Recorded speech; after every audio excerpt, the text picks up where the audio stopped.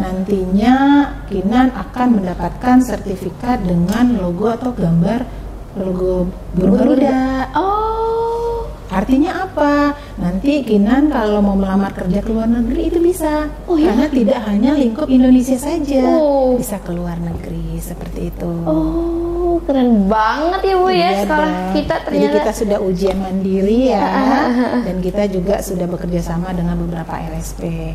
Jadi bisa LSP Asnakes dan LSP BK Subang. Oh, keren banget ya Bu ya.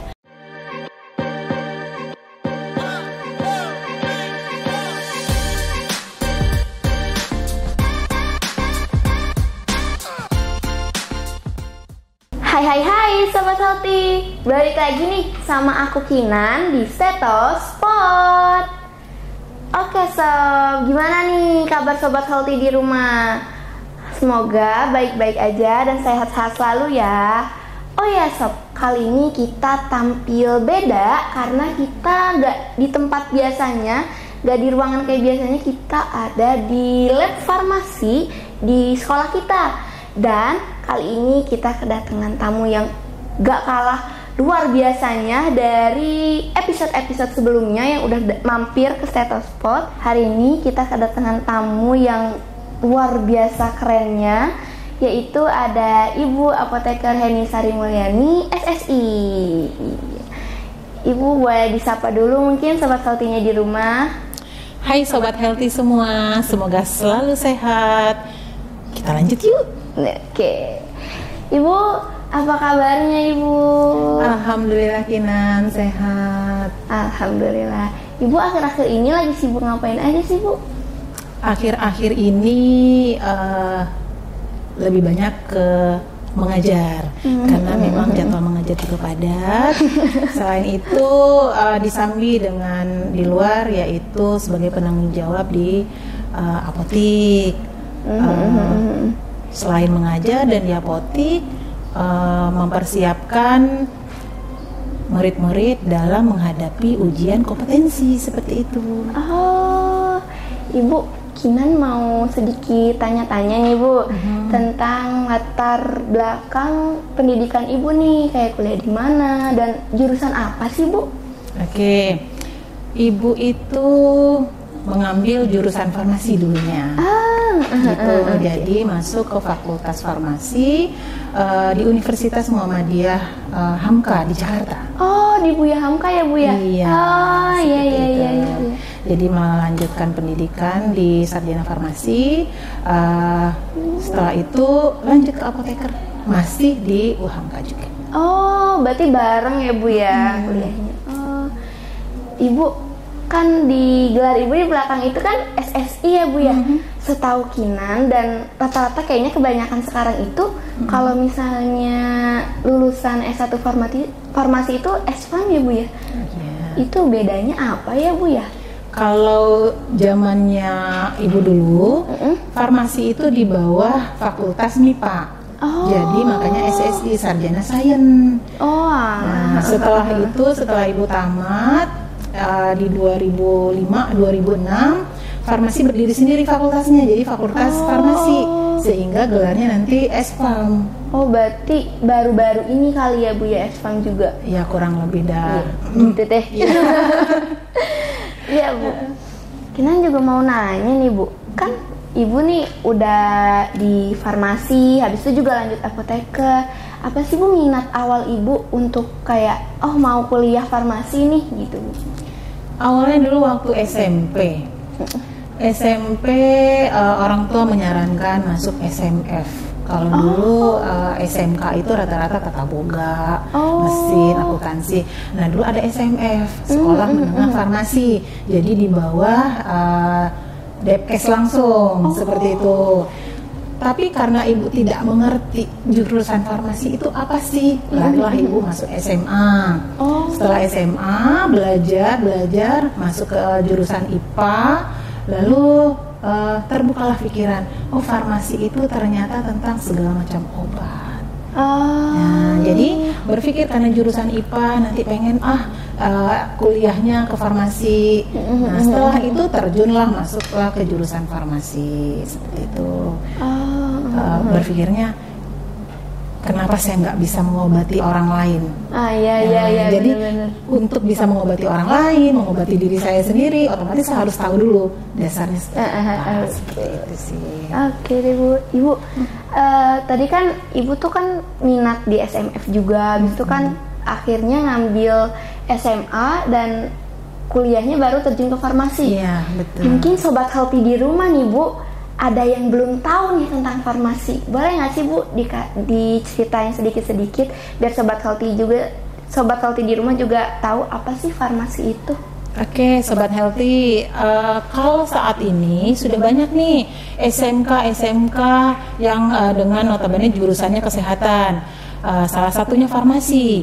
Nah, kalau Sobat Healthy yang dari SMP tertarik dengan dunia farmasi bisa masuk ke jurusan farmasi, di mana di jurusan farmasi itu nanti bisa tahu loh, saya pusing, sakit kepala atau sakit gigi, saya ingin mengobati diri saya sendiri, terutama diri sendiri dulu. Setelah itu udah tahu ini obatnya apa, jadi kita kan bisa berpikir nanti mengobati orang tua, keluarga ataupun lingkungan sekitar. Betul sih. Seperti itu. Bu, kalau misalnya farmasi, kan kita di sini kan SMK farmasi ya Bu ya. Jurusan di sekolah kita juga ada farmasi salah satunya. Ini gimana sih Bu pelajaran-pelajaran farmasi, atau enggak kayak apa sih yang harus disiapkan gitu kalau biar bisa masuk farmasi? Kalau untuk materi dari farmasi sendiri masih sekelas SMK, itu mungkin dasar. Yang penting kita punya kemauan, karena apa? Farmasi itu yang harus kita pelajari lebih banyak tentang hafalan. Ya, betul. Hafalan tanaman obat, bahkan hafalan kimia gitu ya. Obat-obat kan tidak hanya herbal, ada dari kimia begitu. Jadi kita mengetahui mata pelajarannya seperti farmakognosi, nanti ada farmakologi. Farmakologi itu apa? Adalah perjalanan obat di dalam tubuh. Seperti itu. Nanti kalau materi yang mengenai obat-obat kimia, nanti ada ilmu resep. Nah, di ilmu resep juga dikembangkan lagi. Seperti ada bagaimana sih cara membaca resep. Oh, yang kayak tulisan dokter gitu ya Bu ya. Tulisan yang katanya kayak cacing, iya, betul. ada artinya seperti itu. Jadi kan kita mengajarkan bagaimana kalian bisa membaca resep. Dari bahasanya itu bahasa Latin, tapi bisa mengerti ini artinya apa sih. Signalnya atau tandai untuk berapa kali sih pemakaian obat ini, diminumnya pagi, siang, malam, sebelum atau sesudah makan. Jadi itu adalah catatan kecil dari dokter yang diberikan kepada farmasis. Dibacalah oleh farmasis, nanti pasien kan tidak tahu. Nah, kalau Sobat Healthy semua ingin tahu itu, nah nanti bisa masuk ke jurusan farmasi sehingga bisa mempelajari satu-satu itu apa sih catatan cinta dari dokter. Seperti itu. Ibu, tadi itu ada bahasa Latin ya Bu. Bahasa Latin itu apa sih Bu? Bahasa Latin itu pasti bahasa farmasis ya, yang tidak diketahui. Jadi tujuannya biar pasien itu tidak bisa baca. Jadi kan pasien datang ke dokter, nanti dikasih selembar resep. Nah, tulisan itu kan nggak ada yang ngerti kalau bukan seorang farmasis dan dokter atau tenaga kesehatan. Jadi nanti saat dibawa ke apotik, nanti yang ngerti orang apotik. Di situ ada tenaga teknis kefarmasiannya, ada apoteker, seperti itu. Tuh. Selain itu juga anak-anak juga harus atau bisa mengerti tentang obat di farmasi itu. Jadi tidak semata-mata ini sakit kepala aja. Padahal obat ini tidak hanya untuk sakit kepala, bisa sakit gigi, bisa demam, begitu kan. Jadi mengerti tentang obat itu yang dasarnya. Berarti kayak kalau di farmasi tuh kita bisa jadi tahu ya Bu, obat pusing tuh nggak paracetamol doang mungkin ya Bu. Dan juga obat-obat kan banyak ya, ada obat generik, obat paten, ada herbal dan macam-macam. Jadi ya itu bisa kalian pelajari. Kalau Kinan dan teman-teman atau Sobat Healthy semua pernah lihat obat, di situ ada logo, ada merah, ada biru, ada hijau. Nah, itu akan dipelajari. Jadi bisa digali nantinya saat di sekolah seperti itu. Berarti seru banget kali ya Bu ya farmasi. Ini di depan kita juga kayaknya ada apa ya, teman-temannya teman atau sahabat-sahabatnya farmasi kali ya Bu ya ini ya. Di sini juga kalau praktek mungkin bawa ini Bu. Betul. Jadi anak-anak yang akan praktek nanti pasti agak rempong ya. Oh gitu Bu. Karena mereka harus bawa alat praktek gitu ya, bukan alat praktek seperti timbangan ya. Iya. Tapi perintilan-perintilan kecil yang dimana di dalamnya itu cukup banyak. Biasanya Kinan mungkin ingat ibu selalu menyebut kotak Doraemon. Kenapa? Karena di dalam kotak Doraemon tersedia segala macam rupa. Betul. Nah, selain alat praktek, begitu juga ada buku-buku pendamping seperti ada farmakope, ada ISO, ada Fornas dan lain-lain. Itu sebagai buku pendamping. Oke deh. Itu berarti kita juga kayak bisa belajar gimana cara ngeracik obat gitu. Betul, ya Bu ya, bikin salep atau bikin yang lain-lainnya gitu ya Bu ya. Jadi di sini memang diajarkan terlebih dahulu tidak hanya langsung ke pembuatan, melainkan hitungannya. Sebelum tahu hitungan, tahu juga dong manfaat obat itu apa. Jadi tetap harus hafalan terlebih dahulu ya Bu ya. Tapi sebelum menghafal juga kan bisa dilihat di farmakope ya. Oh iya. Ya misalkan paracetamol itu khasiatnya apa, analgetik, antipiretik atau pereda nyeri dan penurun panas. Seperti itu. Nanti kita bisa lihat dosisnya, anak berapa, bayi berapa, dewasa berapa dari farmakope. Nanti kita bisa hitung. Oke. Ibu, kalau misalnya nih modal utama buat di jurusan farmasi itu apa sih Bu? Selain hafalan yang harus kuat juga gitu. Kalau hafalan itu udah pasti ya. Sebenarnya apa aja. Modal yang nggak pernah bisa hilang dari kita kecil sampai tua itu adalah hitungan. Kenapa Ibu bilang gitu?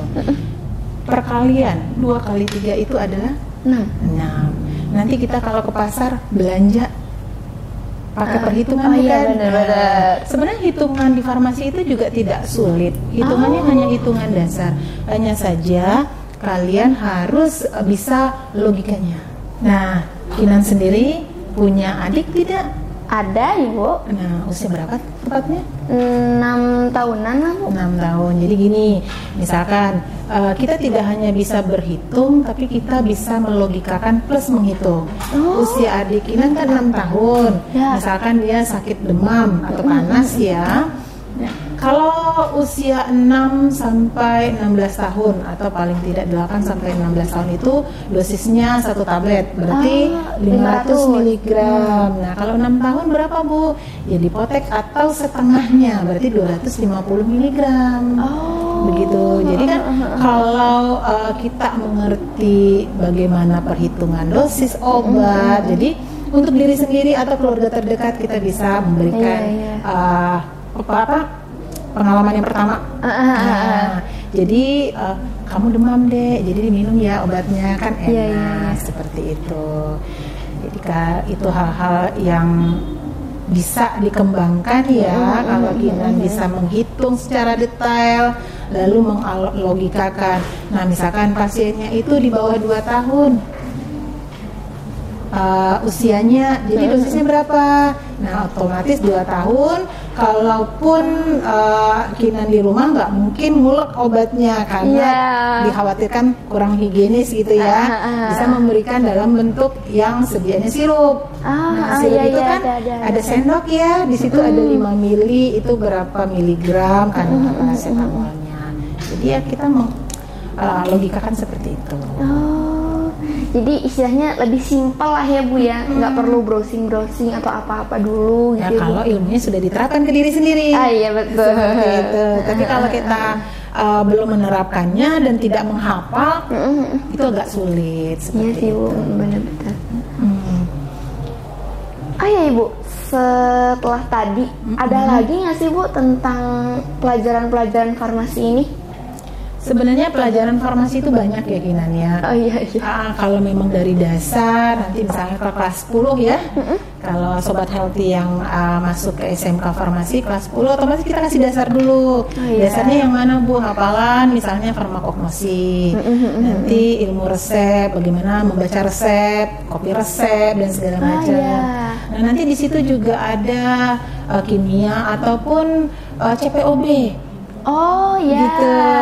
CPOB itu apa ya? Cara pembuatan obat yang baik. Memang sobat healthy nanti tidak akan membuat obat dalam skala besar, tapi kan belajar apa sih teorinya. Oh iya, betul. Nanti lanjut di kelas 11 juga sama, ada farmakologi. Apa itu farmakologi? Perjalanan obat saat mulai masuk dari mulut sampai ke dalam tubuh kita. Saat dia memberikan reaksi seperti itu. Misalkan Kinan alergi nih, nanti dikasih obat apa, alerginya karena apa, jadi bisa tahu. Selain farmakologi nanti ada juga pelajaran pelayanan resep. Apa tuh Bu? Pelayanan resep itu apa ya? Bagaimana kalian atau sobat healthy dan Kinan juga melayani pasien? Nah, jadi di situ kecakapan kita dibutuhkan, bagaimana kita berkomunikasi dengan orang lain. Jadi misalkan Kinan datang sebagai pasien, mengeluhkan kondisinya, sakitnya apa. Nah, kita sebagai farmasis akan tahu akan mengobati apa, memberikan obat apa, betul. berapa banyak. Nah, otomatis itu kan dihitung ya, walaupun awalnya untuk kita dulu, nantinya kan bisa untuk masyarakat seperti itu. Nah, di situ pelayanan berarti kecakapan kita, keberanian kita berbicara di depan umum. Bener Bu, bener. Seperti kalau kalian atau Kinan pernah ke rumah sakit, pernah mendengar di apotek menyebutkan nama pasiennya. Iya. Nah, nanti disebutkan obatnya untuk apa, cara pakainya bagaimana. Kita di sini ajarkan ke kalian. Gitu. Berarti apa ya, lebih menyerahkannya ya Bu ya, menyerahkan obatnya obat ke pasien. Keberanian ya itu. Betul. Karena berhadapan dengan orang lain. Benar Bu. Gitu. Ibu, sekarang Kinan tuh penasaran nih Bu sama suka duka Ibu di bidang farmasi ini apa aja sih Bu? Suka duka pasti ada, terutama mengajar nih. Kalau dari mengajar merasa kecil hati kalau sudah diajarkan siswa lupa. Iya. Misalkan Kinan obat untuk asam urat apa ya? Kinan lupa, malah jawab obat untuk anti hipertensi. Nah, itu kan udah diinfokan fungsinya apa, manfaatnya apa, misalkan gitu, tapi lupa. Sebenarnya untuk memudahkan, kadang-kadang Ibu sudah membuat kalian untuk bisa lebih mengenal seperti bahan-bahan obat yang ada di barang kita ya, seperti itu. Apalagi nanti kalau di lapangan seperti di apotek, di rumah sakit kan banyak rak obat. Nah, mulailah dari pendekatan dengan bahan obat atau dengan obat atau bahasa-bahasa anak sekarang tuh pacaran dulu deh sama obat-obat itu, jadi biar lebih mengenal khasiatnya buat apa, seperti itu. Itu kalau dukanya. Sukanya senang karena mengajar anak SMK dengan usia yang remaja, jadi gue ngerasa muda lagi gitu. Gak ngerasa umur tuh udah banyak, masih seperti 17 tahun seperti itu. Ya Allah. Selain itu suka duka kalau di lapangan seperti di apotek atau rumah sakit ya, karena memang pernah juga di rumah sakit, kita akan ngadepin pasien. Oh iya. Ya seperti itu. Bener. Ada yang pasien udah disampaikan cara pemakaian, ternyata dia tidak paham. Bisa jadi dia tidak paham berbahasa. Misalkan mereka menggunakan bahasa Sunda, kita berbahasa Indonesia, jadi menjelaskan seperti itu edukasinya.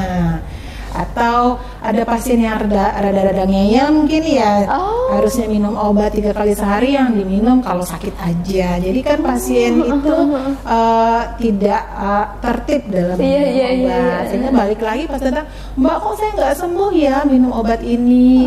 Ternyata pas diselidiki, dilihat alurnya, mereka minum obatnya tidak tertib seperti itu. Gitu Bu, suka dukanya. Itu seru. Ada sedihnya sih Bu ya, setiap pekerjaan juga ya Bu. Ibu, misalnya nih Kinan tuh belum mau buat ngelanjutin kuliah lagi tuh Bu, itu Kinan bisa kemana sih Bu? Nah, misalkan Kinan belum berkeinginan kuliah karena satu dan lain hal gitu ya. Nah, Kinan bisa bekerja. Karena tamatan dari kita yang dari farmasi terutama ya bisa ke apotik, toko obat, klinik atau rumah sakit tipe C atau tipe D misalkan gitu. Atau juga bisa ke perusahaan-perusahaan farmasi seperti pabrik obat, pabrik kosmetik. Jadi bisa. Tuh, nanti kalau sudah ngumpulin tabungan yang banyak bisa lanjut kembali. Iya betul. Nah, selain bekerja di tempat tersebut, dari SMK Farmasi Bakti Kencana juga punya produk loh. Kita punya produk dari salsa. Iya. Jadi, betul. di pelajaran kita kan ada ya tentang KWU atau kewirausahaan ya. Nah, itu kan diajarkan teknik-teknik bagaimana berjualan, seperti itu. Marketingnya bagaimana. Jadi kita udah punya produk, jadi tinggal mengangkat saja. Iya, bisa jadi reseller juga kali ya Bu ya. Seperti itu. Nah, selain itu kalau Kinan, sudah tabungan udah banyak, saya pengen kuliah Bu, pengen kemana ya Bu? Nah, di situ Kinan bisa melanjutkan ke D3. D3 farmasi. Nanti dengan titel itu pasti kan sarjana. D3 kan farmasi ya. Jadi nantinya TTK, jadi tenaga teknis kefarmasian. Begitu. Punya STR ya. Sedangkan kalau SMK nanti jadi ATTK. Apa itu? Asisten tenaga teknis kefarmasian. Selain Kinan ingin ke D3, Bu, saya pengennya sarjana aja Bu, tidak ke D3, sarjana juga bisa, jadi sarjana farmasi. Sarjana farmasi, nanti bisa lanjut ke profesinya apa? Ya apoteker. Apoteker itu kan profesi ya Bu, itu tuh bedanya apa sih Bu sama sarjana farmasi? Nah, kalau apoteker itu otomatis dia yang akan bertanggung jawab penuh ya. Misalkan di apotik, di rumah sakit, di instalasi farmasi, atau di industri-industri seperti itu. Jadi lingkupnya cukup banyak kalau dia di apoteker. Apa bedanya di sarjana farmasi? Sarjana farmasi otomatis dia belum mempunyai tanggung jawab itu. Seperti kalau di rumah sakit ataupun di apotek dia bertanggung jawab penuh tentang obat, tentang pelayanan, pengadaan, segala macam. Jadi cukup luas. Iya ya Bu ya. Pilihan di awal farmasi, nanti punya gambaran nantinya kemana. Bisa lanjut, D3 atau sarjana ya. Kalau sarjana bisa lanjut ke profesi lagi. Seperti itu. Gitu. Oh iya Bu, kan Ibu juga seorang apoteker ya Bu ya. Kan seorang apoteker itu bertanggung jawab atas pekerjaannya gitu Bu. Selain itu, ada nggak sih Bu kesibukan Ibu sebagai apoteker?